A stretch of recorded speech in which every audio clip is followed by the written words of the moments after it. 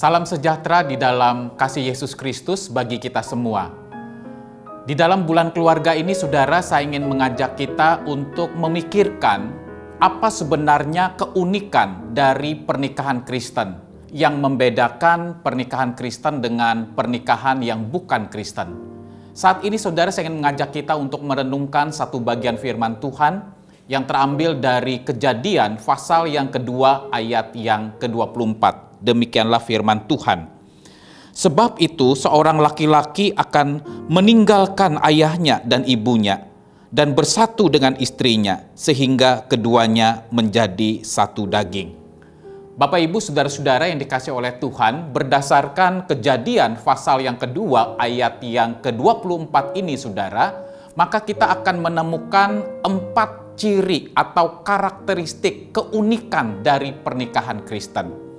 Yang pertama, saudara, di dalam bagian ini dikatakan seorang laki-laki, ini adalah maskulin gendernya, dan bersatu dengan istrinya. Istrinya di sini gendernya adalah feminim. Jadi, saudara, ciri atau karakteristik pertama daripada pernikahan Kristen adalah pernikahan yang bersifat heteroseksual. Bukan pernikahan yang bersifat homoseksual, bukan pernikahan antara seorang pria dengan pria lain atau seorang wanita dengan wanita lain. Nah, saudara-saudara, hal ini perlu untuk ditegaskan di tengah-tengah kondisi pada saat ini. Begitu banyak negara-negara, saudara, bahkan negara-negara yang mayoritas beragama Kristen sudah melegalkan pernikahan sesama jenis. Jadi, saudara, ini adalah ciri pertama atau karakteristik pertama dari pernikahan Kristen yang bersifat heteroseksual. Lalu yang kedua, saudara, pernikahan Kristen juga adalah pernikahan yang bersifat monogami. Di sini jelas sekali dikatakan antara seorang laki-laki, bentuknya adalah tunggal, bersatu dengan istrinya. Istrinya ini juga bentuknya adalah tunggal. Itu adalah pernikahan Kristen yang bersifat monogami. Lalu karakteristik atau ciri yang ketiga, saudara, dari pernikahan Kristen adalah di dalam bagian ini dikatakan seorang laki-laki akan meninggalkan ayahnya dan ibunya. Istilah meninggalkan ayah dan ibu, saudara, bukan berarti setelah suami istri ini terikat di dalam pernikahan yang kudus, lalu mereka tidak punya relasi atau tidak punya hubungan lagi dengan orang tuanya. Oleh karena kita sadar bahwa perintah untuk menghormati, mengasihi orang tua itu adalah perintah yang berlaku baik sebelum kita menikah maupun juga sesudah kita menikah. Tetapi bagian firman Tuhan ini menegaskan bahwa ketika dua pribadi yang telah disatukan di dalam pernikahan yang kudus itu membentuk sebuah kemandirian, membentuk sebuah unit keluarga baru yang terpisah dari keluarga sebelumnya. Itulah sebabnya, saudara-saudara, secara hukum negara pun orang yang sudah menikah itu pasti mempunyai kartu keluarga atau KK yang baru yang berbeda dengan kartu keluarga sebelumnya. Jadi, saudara-saudara, orang yang memutuskan untuk menikah, saudara, harus ada kemandirian. Kemandirian di dalam pengambilan keputusan yang dilakukan oleh suami istri. Jangan sampai orang menjalani pernikahan, tetapi orang tuanya masih dominan dan menyetir keputusan-keputusan di dalam kehidupan keluarga. Dan aneh sekali misalnya, orang yang sudah memutuskan menikah, tapi biaya listrik, biaya air, biaya kehidupan sehari-hari, saudara, masih ditanggung oleh orang tuanya. Maka, saudara, inilah ciri karakteristik ketiga dari pernikahan Kristen, yaitu harus terwujud sebuah kemandirian di dalam keluarga. Terbentuk sebuah unit keluarga yang baru, yang berbeda dengan keluarga sebelumnya. Lalu, saudara, ciri atau karakteristik yang keempat daripada pernikahan Kristen berdasarkan ayat ini, saudara, dikatakan bahwa kedua pribadi yang disatukan di dalam ikatan pernikahan kudus ini, keduanya menjadi satu daging, one flesh.